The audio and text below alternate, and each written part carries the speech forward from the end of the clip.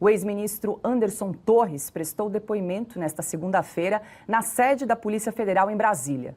Torres foi questionado sobre sua suposta interferência na Polícia Rodoviária Federal durante o segundo turno eleitoral de 2022.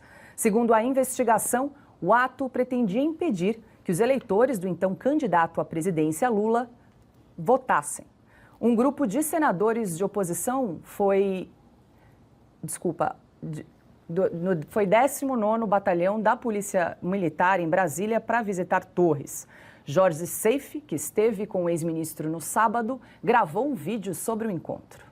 O cara tá magro, o cara tá seco, barbudo. Eu sempre usei barba, mas o Anderson sempre estava, sabe, arrumado, barbinha feita. Então o cara assim tá detonado, né? Não tem como. E especialmente emocionalmente.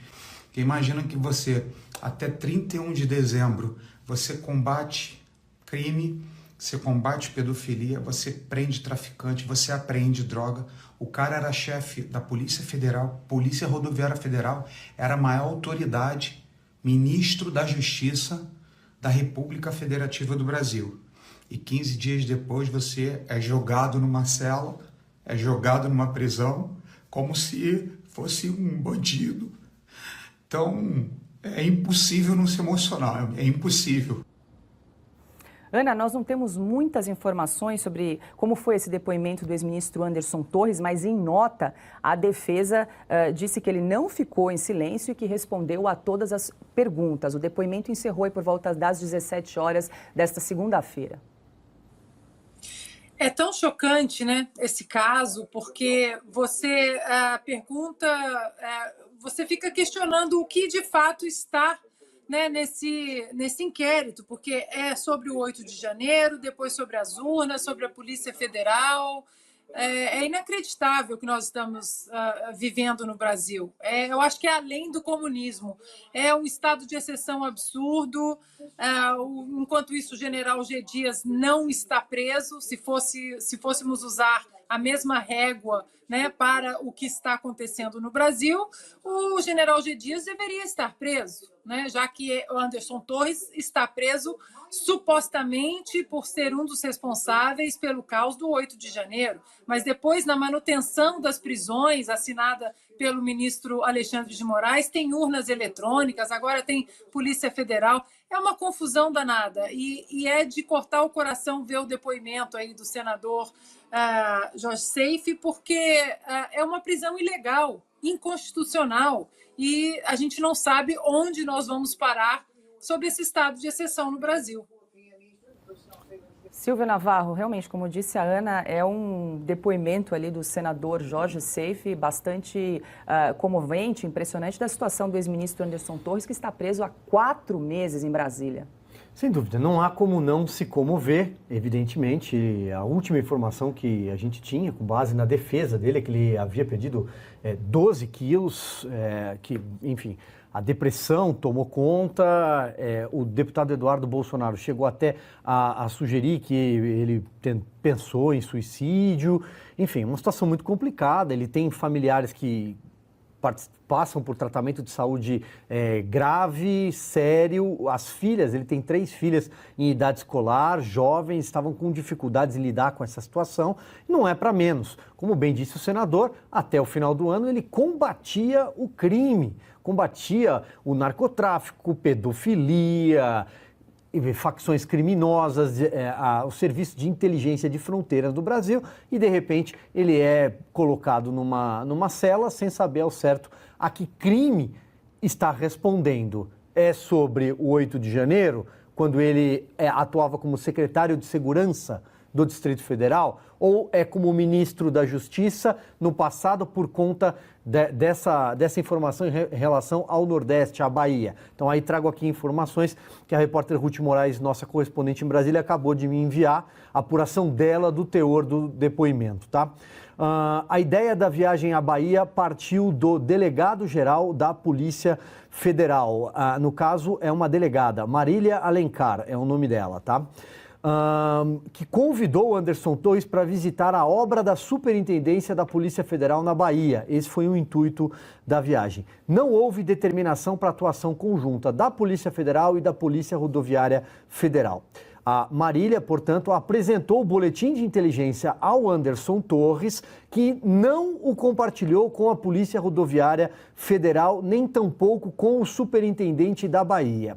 Anderson Torres jamais interferiu nos planejamentos operacionais da Polícia Federal e da Polícia Rodoviária Federal, que inclui as tradicionais blitz e abordagens. E a única preocupação de Anderson Torres era com crimes eleitorais, independentemente de candidatos ou partido. Aí, portanto, a apuração da nossa repórter em Brasília do teor do depoimento. Por fim, Paula, encerro dizendo aquilo que a gente repete semanas após semanas. Ele é um preso político, ele é um daqueles que foram escolhidos pelo ministro do Supremo Tribunal Federal, Alexandre de Moraes, como perseguidos. Há outros casos, Daniel Silveira e alguns outros que podemos citar e citamos sempre que possível aqui no nosso programa. Então, o Silvio trouxe alguns trechos do depoimento do ex-ministro Anderson Torres, que prestou depoimento hoje à Polícia Federal em Brasília, Augusto. Será que esse depoimento vai ter o poder aí de mudar o status da situação do ex-ministro Anderson Torres? Lembrando que a Procuradoria-Geral da República já se manifestou pela soltura do ex-ministro, ou seja, pela revogação da prisão preventiva de Anderson Torres. O ministro Alexandre de Moraes ele só atende à Procuradoria-Geral da República quando a Procuradoria-Geral da República solicita o que ele quer fazer. Só. Quando ele discorda, ele ignora o sistema acusatório brasileiro, que está praticamente destruído por essa sequência de decisões. O STF, porque o ministro Alexandre de Moraes age em nome do Supremo, tem criado fatos, tem gerado fatos sem precedentes em ditaduras cruéis. Isto aí é torturar alguém para conseguir informação. Vou dizer por quê. Não é por causa da Polícia Rodoviária Federal que ele está preso, não, e nem foi esse o foco principal do interrogatório. É que o ministro Alexandre de Moraes tem certeza de que ele, Anderson Torres, detém informações que comprometem o ex-presidente Bolsonaro. Acham que o Anderson Torres participou de um plano de golpe e quer obrigar a confessá-lo. A prisão preventiva não existe para isso. Isso é ilegal. Prende-se alguém preventivamente quando há provas ou indícios veementes aí de culpa, e você precisa impedir que a pessoa em liberdade, o suspeito em liberdade, elimine provas ou obstrua a justiça, coisas assim. No caso, ele foi preso por um motivo que não é real e está sendo investigado por outro inquérito, pelo foco de outro inquérito, e entram terceiros, quartos inquéritos aí quando interessa ao ministro que quer prender. Isso aí é consequência, foi prometido naquela frase, né? Tem muita gente para prender, tem muita multa para aplicar, né? Em Paulistês Caipira. Isso é muito cruel, absurdo, ilegal e precisa acabar. A Lava Jato, por muito menos, foi acusada por ministros do Supremo, e com particular veemência, pelo ministro Gilmar Mendes, foi acusada de alongar as prisões preventivas em Curitiba. E essa? Isso é tortura. É tortura, querendo que alguém confesse qualquer coisa. O Lula na cadeia, além da visita da noiva, recebia entrevistadores, presidentes da República, os companheiros em geral, inclusive os asseclas e comparsas.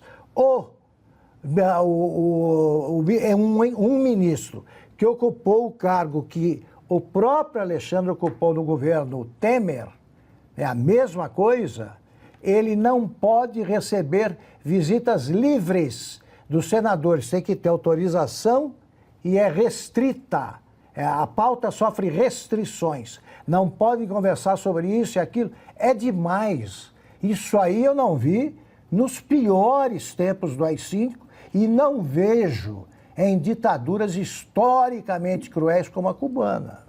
Perfeito, Augusto. E acrescentaria só um detalhe aqui, Paulo, que quando foi pleiteada a visita, por exemplo, a lista extensa, com mais de 43 senadores políticos, né? O Alexandre de Moraes solicitou a lista e falou, este aqui não.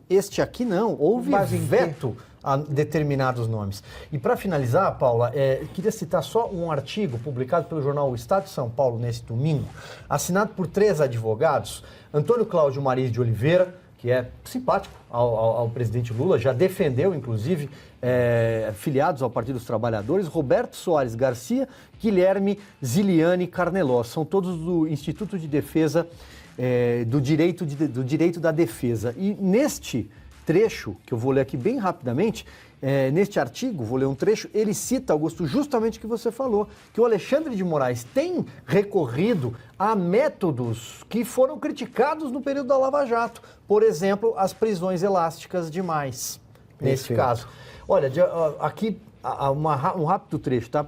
Inquéritos policiais foram instaurados nessa fase. Em regra, foi negado às defesas dos envolvidos acesso aos elementos todos que haviam sido colhidos durante as investigações, em razão dos quais, aliás, boa parte dos presos permanecia encarcerada preventivamente. Os autos, por sua vez, eram, na verdade, um amontoado de peças cujas folhas não estavam nem sequer numeradas. Atenção, nem sequer numeradas. Havia dificuldade em localizar os elementos de prova e se negava aos advogados acesso a feitos cujo cadastro não indicasse o cliente como investigado, o que impedia que chegasse aos defensores ciência do conjunto das investigações. Nessas condições, foi impossível de exercitar o direito de defesa.